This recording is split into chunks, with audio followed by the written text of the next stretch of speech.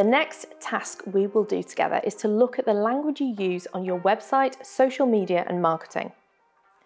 Using gender when addressing your audience could deter potential clients.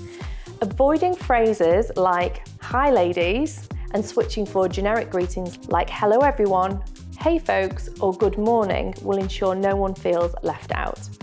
Effective communication is key in creating an inclusive space. Training staff in how to communicate with transgender clients in a respectful and affirming manner includes using correct pronouns, avoiding invasive questions, and seeing everyone as individuals. In this modern day, to be inclusive, championing diversity within our teams and on our imagery just makes sense.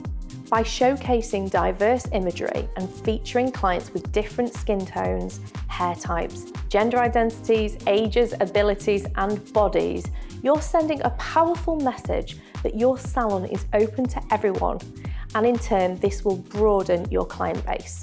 It's also a smart business move.